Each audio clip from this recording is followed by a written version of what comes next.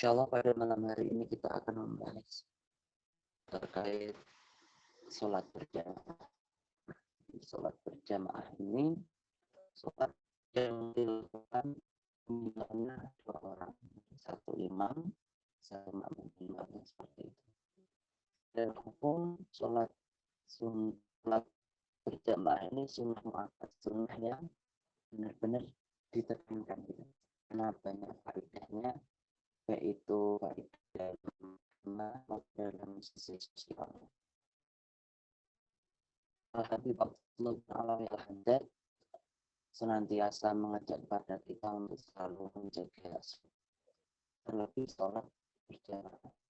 Di tempat sholat berjamaah ini menjadi perhatian khusus kita untuk menjadi lebih dari sekedar orang yang sholat.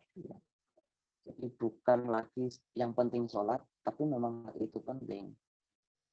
Makanya kita diajak untuk sholat berjamaah. Karena sholat berjamaah ini yang pertama memiliki kelebihan dalam hal fadilah. Jadi sholat berjamaah ini pahalanya itu 27 derajat bila sholat munfarid dibandingkan sholatnya sendiri.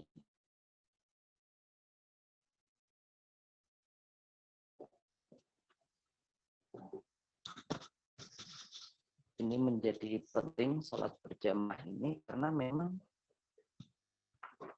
untuk faedah di tataran sosialnya, orang yang sholat berjamaah ini lebih kenal dengan masyarakat sekitar.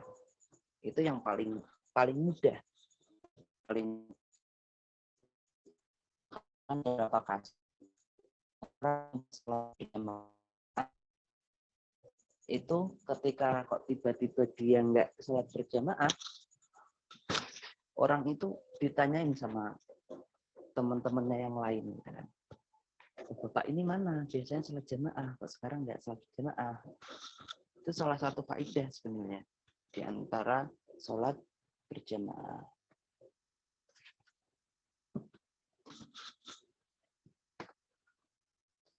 Selain itu, di sini juga disebutkan bahwasanya zaman Rasulullah itu sholat berjamaah itu hampir-hampir semua sahabat melakukannya. Sholat itu dilakukan secara jamaah. Karena apa? Kelebihan di sisi faedah tadi menjadikan orang kalau nggak sholat jamaah itu malu. Karena emang lingkungannya udah bagus gitu. Nah, sangat beruntung ketika kita misal tinggal di rumah, nggak di kosan ya kadang masih bisa sholat berjamaah. Kita dianjurkan untuk ketika di rumah kita ada beberapa orang gitu kan, ayo diajak sholat berjamaah. Diajak sholat berjamaah. Termasuk ketika di kosan juga demikian. Temennya diajak untuk sholat berjamaah.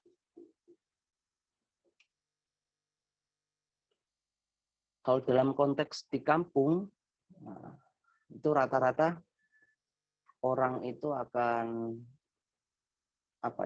kalau azan itu di awal waktu, tapi sholatnya itu rada akhir karena nunggu jamaah yang lain. Karena secara sosiologis orang di kampung itu rata-rata petani, agraris. Jadi selain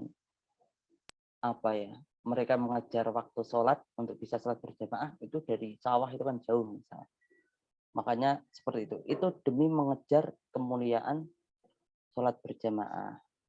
Itu hal yang penting sebenarnya sholat jamaah itu. Di antara sholat-sholat yang disunahkan berjamaah itu ya sholat fardu itu. Ada sholat Jumat itu bagian daripada fardu bagi seorang muslim, sholat taraweh, sholat apa lagi? Sholat khusuf, nah itu berjamaah. Ada satu hal yang mungkin jarang diketahui gitu terkait sholat berjamaah, yaitu untuk teman-teman yang laki-laki gitu. Ketika sholat Jumat ini jangan sampai kita menganggap oh yang penting jamaah. Jadi khotib udah naik mimbar itu kita masih main dengan alasan yang penting jamaah. Padahal itu satu rangkaian sholat itu. Sholat Jumat itu satu rangkaian antara khutbah dengan sholatnya. Sehingga ya kalau kita pengen jamaah ya benar total jamaah. Maksudnya khotib naik mimbar itu kita udah di masjid. Termasuk apa namanya? Saking pentingnya sholat jamaah itu juga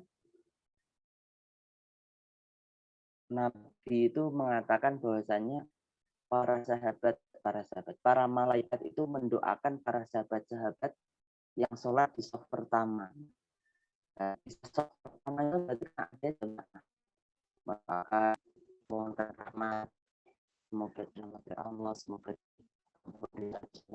itu sangat utama untuk sholat berjamaah. Adapun ketika sholat Jumat ataupun hari Jumat mungkin bagi teman-teman yang perempuan itu disunahkan untuk memperbanyak doa, memperbanyak sholawat dari Jumat. Akan tetapi untuk laki-laki, ketika khotib berkhutbah, selain kita nggak boleh ngomong, gitu, bahkan zikir pun nggak boleh. Karena memang kita difokuskan untuk mendengarkan khutbah. Di antara yang dianjurkan oleh Al-Habib Abdullah bin Al-Haddad, Jumat itu dengan masih posisi tasyahud itu membaca surat Al-Fatihah 7 kali, Al-Ikhlas 7 kali, surat Al-Falaq 7 kali, surat An-Nas 7 kali.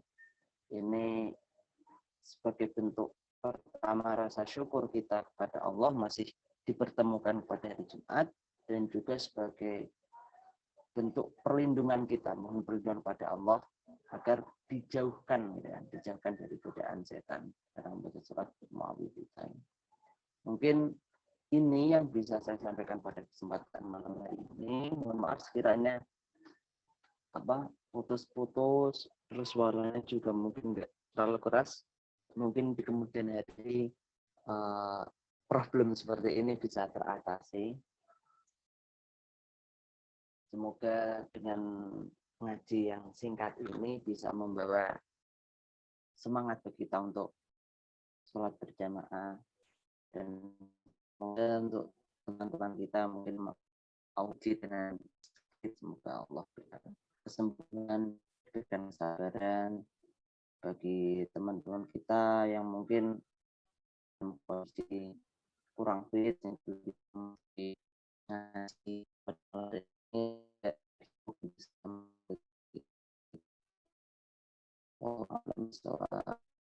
yang saya wabillahi taufiq wal hidayah. Assalamualaikum warahmatullahi wabarakatuh.